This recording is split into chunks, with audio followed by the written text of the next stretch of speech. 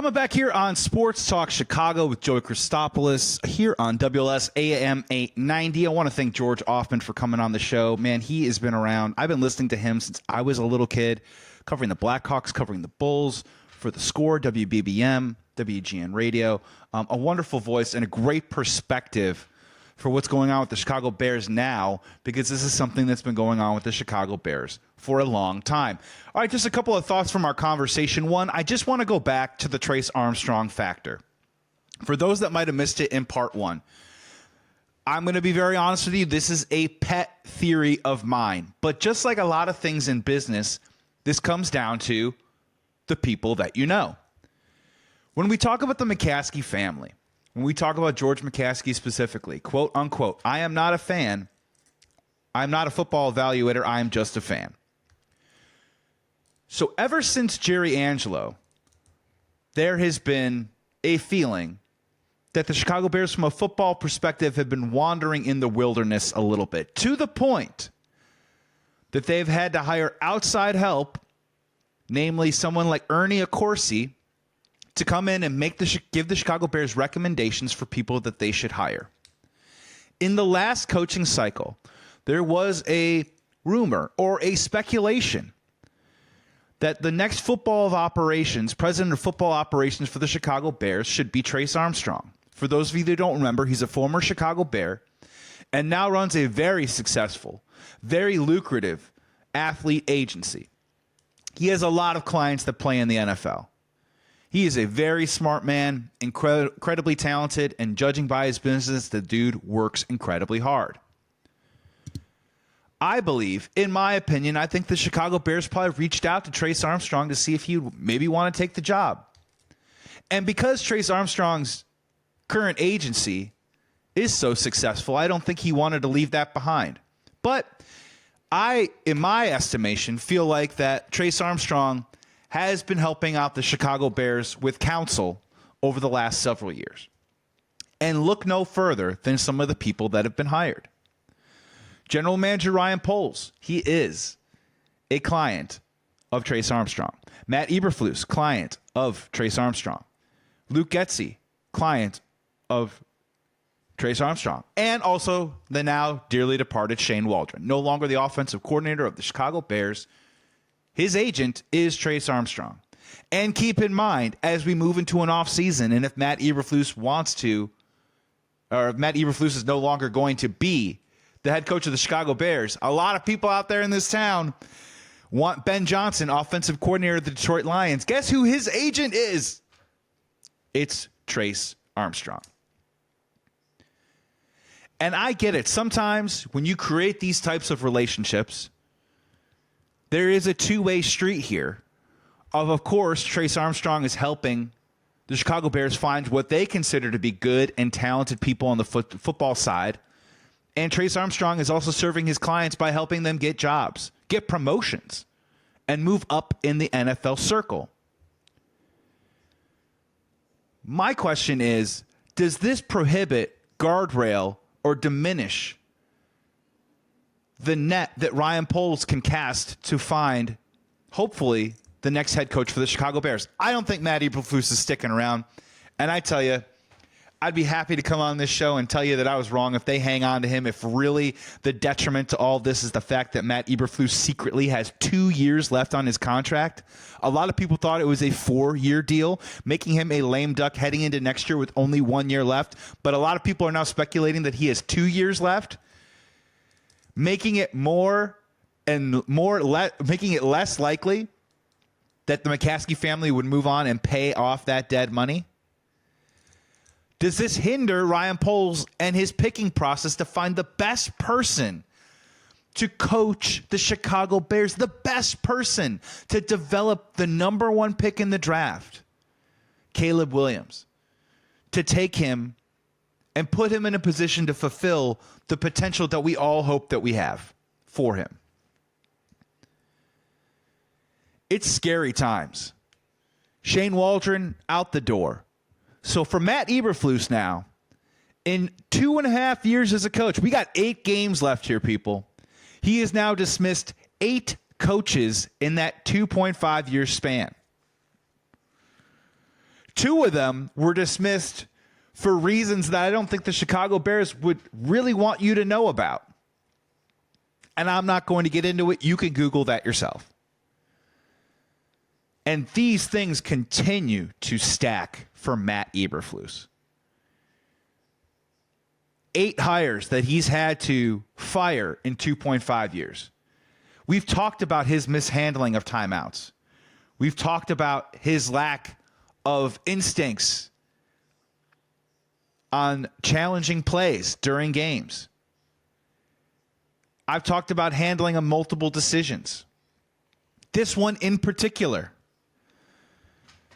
After this game on Sunday, he had to get up and stand in front of the media on Monday and tell them that we're still evaluating the situation with Shane Waldron. Part of that also makes me think that because Shane Waldron signs a 3-year deal, maybe that there was something legal that they had to go through with the lawyers and the Chicago Bears to clean that up before he can make an official announcement. But again, slow to the switch on everything. The quote-unquote, people like to throw it out there that Matt Eberflus has developed players for the Chicago Bears.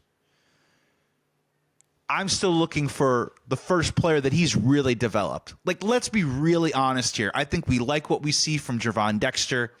I think we love the potential of players like Kyler Gordon. We love the potential of players like Tyreek Stevenson. But again, I ask you, and I asked this on last week's show, how many Pro Bowlers has Ryan Poles drafted? I will hang up and listen, because the answer, as of this moment, is 0. He has had 12 picks in the first 4 rounds of drafts. How many of those has he spent on offensive linemen? He spent 2.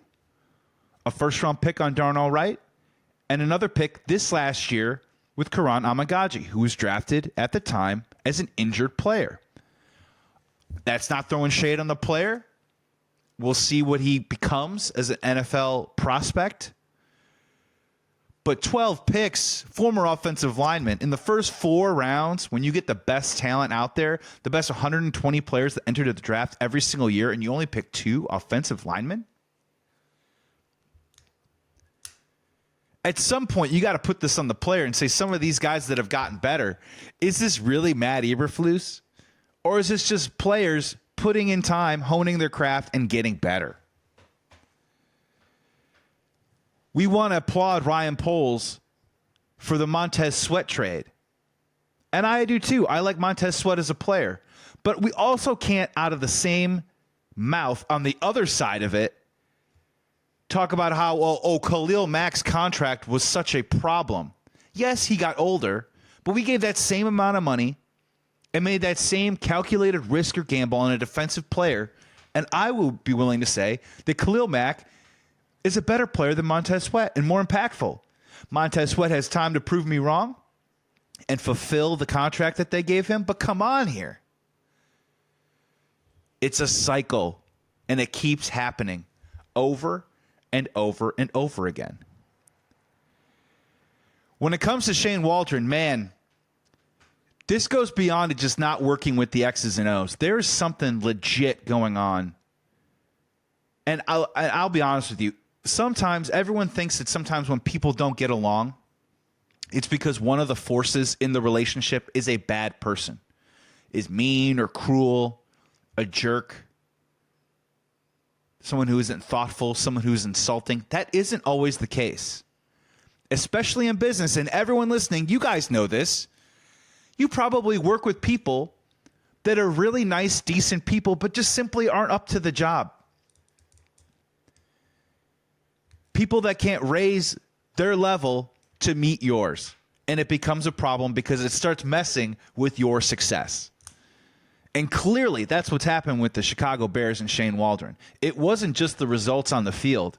You can tell as weeks went on that players were growing increasingly frustrated with Shane Waldron's coaching style, his game plan, his install, his in-game decisions across the board. And I'll tell you, it really stinks. Sometimes, in the offseason, I didn't say that Shane Waldron was going to be the greatest thing since sliced bread. I wanted to give him an opportunity. But, man, some of the red flags and things that you heard from Seattle Seahawks people complaining about Shane Waldron all ended up being true. They said he doesn't know how to scheme up a run game. Have we seen consistency on that front? Have we seen a run game that's able to take some pressure off of our rookie quarterback? No, we haven't. The innovation with the concepts in the passing game, they complained about that too as well. And Seattle Seahawks, I think they mostly just depended on speed, because if you talk people that really know NFL, really know ball, I will tell you that there is a disconnect between Shane Waldron and some of his mentors that he gets attached to in the NFL. Now, a lot of people, when they like to praise Shane Waldron, will say, well, he came from the tree of Sean McVay and Kyle Shanahan. Sean McVay, coach of the Los Angeles Rams, and Kyle Shanahan, coach of the 49ers. Both teams have been to Super Bowls. The Rams won a Super Bowl. Both of them offensive-minded head coaches. Both of them call their own plays, and both of them are known as some of the more innovative and brilliant offensive minds in the game today. A lot of people say, well, Waldron came from that tree. But then if you listen and talk to actual people in the NFL that know their stuff, they will say that Shane Waldron actually doesn't incorporate a lot of the things that Shanahan and McVay do into their offense. Red flag much? You don't need to Google it, trust me. They predicate a lot of their offensive schemes and systems on what we call in-cuts. Shane Waldron does not incorporate those. And we knew it from the time in the beginning. They didn't run a first 15. You watch some of these plays, man, why can't we get DJ Moore involved in the game unless it's a bubble screen or an end around? That means the guy can't figure it out. So it's a sad turn of events. And now the biggest question moving forward isn't winning football games. The biggest question moving forward is, how do we protect Caleb Williams from this dumpster fire? Because I will tell you this. A lot of people knock yourself out. 22 years old, 9 NFL games. Every week I feel like I need to do this where I keep counting how many games he's been around. I got to give my rookie quarterback or my young quarterback 30 games. 30. You heard me. Before I start really digging in on what he is and what he isn't. But I will tell you this. A lot of people, no matter what this situation is, think that Caleb Williams is going to be just fine, still is going to be great, still is going to have talent. I'm telling you right now that that is no longer a guarantee. And that old tall tale that I had growing up, that I told George Hoffman about how Chicago Bears ruin quarterbacks, and I said, man, it can't be that simple. Man, I'm starting to believe it is that simple. The Chicago Bears, the way that they're currently constructed with this coaching staff, with 8 games to go, 1,000% can break or ruin Caleb Williams if they are not careful. I have said it on the show before. I'm going to say it again. And it pains me to bring this up one more time. I was having fun, and I did a little bit of a bit, and I talked about this horror movie that came out. It's been around since I was little. And it's this horror movie where if a quarterback watches this movie, he will therefore be ruined, and all of his skills will erode and disappear. Much like that movie, The Ring, this is called The Ruining. The Ruining. And the Chicago Bears know it like nobody's business. The ruining of potential in a quarterback. You could say what you want about Jay Cutler. Did they ever give him an offensive line? Did they ever give him a number one wide receiver? Did they ever get the offensive coordinator right? No, they didn't. I will say to this very day, and I've talked to people in the business, that Matt Nagy sold the Bears organization on being able to coach Mitch Trubisky, and at some point, probably in the 2019 season, training camp, beginning of the year, whatever you want to call it, he suddenly realized that he couldn't do it. And he turned his back on Mitch and bailed on him. Whether he was right or whether he was wrong, that is a version of ruining a young quarterback. Justin Fields, hey, we're going to sit him, let him learn. Andy Dalton goes down. Justin Fields go right in. Gets sacked by the Cleveland Browns 9 times. No big deal. He'll be fine. Get rid of Matt Nagy, bring in Matt Eberflus. And what Matt Eberflus has done specifically, and we saw it on Hard Knocks, he likes getting involved in the offensive rooms, is I think he coaches risk out of players. I know you want to protect the football, but as a defensive-minded head coach, I think he's trying to minimize some of that flair that maybe Caleb Williams could be trying to accentuate, learn, grow, develop at the NFL level. And when you look at the way this offensive line is now, and you look at some of the past concepts and the way that this offense has been structured for quite some time now, you 1,000% can ruin Caleb Williams if you aren't careful. Let's be real. We talk about the 3-game winning streak, and it was fun while it lasted, Bears fans. It was great. But if you look at it, they won the Tennessee Titans game. That offense looked terrible that day. And a lot of us try to chalk it up to Caleb Williams, which is very fair, and I think he should take a certain amount of blame for that game specifically. The game after that, the Houston Texans didn't play well, got behind the 8 ball. Indianapolis Colts had their opportunities, but again, didn't really scheme up any opportunities to get the Chicago Bears in a position to maybe, have an advantage at any moment. They're always playing from behind. 3-game winning streak. And then the Washington Commanders game, to Caleb's credit, big fourth quarter drive. Take the lead, lose it on the Hail Mary. And then 2 huge goose eggs offensively with the Arizona Cardinals and the New England Patriots. 3 points against the New England Patriots. I mean, how low can you go, Chicago Bears? It's limbo time. 12 points in the last 2 weeks. And they've got to be really careful here with Caleb Williams and that confidence. Caleb Williams and his belief in wanting to be a Chicago Bear in the next few years. And I think that there's a lot going on with Caleb Williams, too, as well, where clearly, when we talk about the inaccuracy, and I'm not telling you this is an excuse, I'm telling you to just keep an eye on it. And it's the reason why I'm hedging on making a declaration right now of Caleb's a bust or Caleb is great. Caleb and the accuracy, we all know, has been a real thing all season long. The deep ball simply isn't there, and now we're even seeing some intermediate stuff kind of going by the wayside.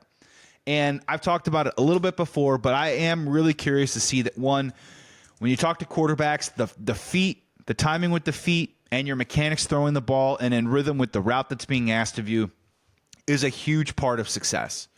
And if they aren't on the same page with the wide receivers, and Shane Waldron is calling these concepts that have poor timing, you can start to second guess yourself a little bit and, I don't know, maybe hold the ball in the pocket a little bit longer than you would like. The other part about it, too, as well, is that you can tell that Caleb Williams is either trying to go through a mechanical change in real time that's probably necessary for his success at the NFL level. And I just don't think he's trusting the ball that's coming out of his hands. I played baseball for years. And from a pitching aspect, we call it guiding the ball, where you're actually not really, you're not hitting your release point. You're just really just trying to make sure that you're doing it. You're overcompensating a little bit. And the play calling simply isn't helping him. And whether this gets itself ironed out and whether this becomes a persistent issue, nobody can say for sure, no matter how many times you want to comment on YouTube below. We don't know. But I think that there's a lot going on with him right now. So if you just want to get back to the meat and potatoes, you got to get the confidence of the quarterback back up. We will see with Thomas Brown. I'm rooting for the guy because I got no other choice. We got 8 games to go with this thing. We're 9 in, and we're already at the lowest of lows of recent Chicago Bear history, if not my lifetime. We got 8 more. We can take it lower, people. This schedule is going to get incredibly hard. I am beyond shocked when I talk on this show at this 3-game stretch with the Commanders, the Cardinals, and the Patriots. I thought we could sweep those games. I thought we can go 2-1. We lost all of them. There are no layups coming up for this Chicago Bears team. And it's hilarious too, right? You guys, if you've been listening here, Sports Talk Chicago with Joey Christopoulos here on WLS AM 890. Thanks for sticking around. I mean, we are a good 40-plus minutes into the show, and I haven't even mentioned the fact that the Chicago Bears play the Green Bay Packers. It's Bears-Packers week. And the Chicago Bears and even the Bears fans and everyone covering them right now isn't even really paying attention to the game. For those that come back to the show, I always do a preview, my keys to a Chicago Bears victory versus their opponent each and every single week. I give you a game prediction too as well. I'm now 5-4 on my picks for the season. I've also hit a little bit of a skid. But there's so much else surrounding this team right now, in the present and in the big picture. And we're playing the Packers, our most hated rival, a team that I sports hate more than anything else on the planet. They are number 1. St. Louis Cardinals, number 2. Detroit Red Wings, number 3. Detroit Pistons, number 4. And rounding it out at number 5, the Minnesota Twins. So let's do it. Let's take these last couple minutes here on the show, and let me try and preview Bears versus Packers. And look, I try and bring you statistics and trends and things that lean in a certain direction every single week, and honestly, I do not think that it matters this week. It really doesn't. You want to hear a news flash? Green Bay Packers have a good offense. Surprise, surprise. Green Bay Packers also have a top 5 to top 8 running game in the NFL. So if you want to talk about keys to the game, I'm telling you right now, you are going to learn a ton about this team and the tenor and where the temperature is right now between player and coach in this game immediately.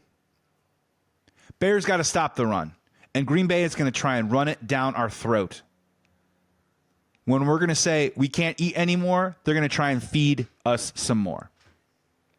So when I talk to former Bears defensive end Corey Wooten all the time, and he says from his old coach, Rod Marinelli, part of the Lovie Smith system, he used to say, I have to teach a guy how to rush the quarterback. I don't have to teach a guy to stop the run. I can find a guy off the street to stop the run because all it takes is effort, grit, and discipline. So if you want to know where the Chicago Bears stand, especially the Chicago Bears defense and the players stand with Matt Eberflus, you are going to learn everything that you need to know in that first quarter. Or are they rallying around the football when Green Bay runs it?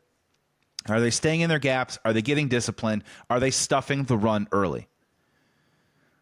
If they're not, it's going to be a long game, and it's going to tell you everything you need to know about where these players are with Matt Eberflus right now. And I'm telling you, this game terrifies me. For those of you listening for the first time, I've been doing this for a while. I haven't picked the Bears to beat the Packers. I mean, honestly, since 2019, 5 years. I mean, this is a prove it. It's a prove it to me. Until you show me, I'm going to go against you on this one. So when we're talking about Bears, Packers right now, with all this other stuff going on around this team, I got to tell you, I'm terrified about this matchup. Any team can surprise any team any given Sunday. I made that phrase up. Just kidding. You get my point. But this game is going to be more about what the Chicago Bears are all about and what they're going to be about with 8 games left of this season. Are they going to continue to turtle and spiral and disappear? Are we going to see this leadership council that the Bears have formed early on in the season, another red flag from Matt Eberflus? Are we going to see them put it together on the field? Or are we going to see them continue to chirp on their podcasts and around town in between the weeks of the season? And any game with the Bears and the Packers, this is always a show me game, and this is a show me in so many different levels. And I will say this, that when it comes to Matt Eberflus, I'm out on him. I don't know exactly what he could do that would in any shape or any form endear me to having us continue this experience with him. He could win every single game the rest of this season and even win a playoff game, and I still think the damage has been done. And the long-term success that I want for the Chicago Bears, I just don't see a future with him in it. There's been too many things that have gone wrong.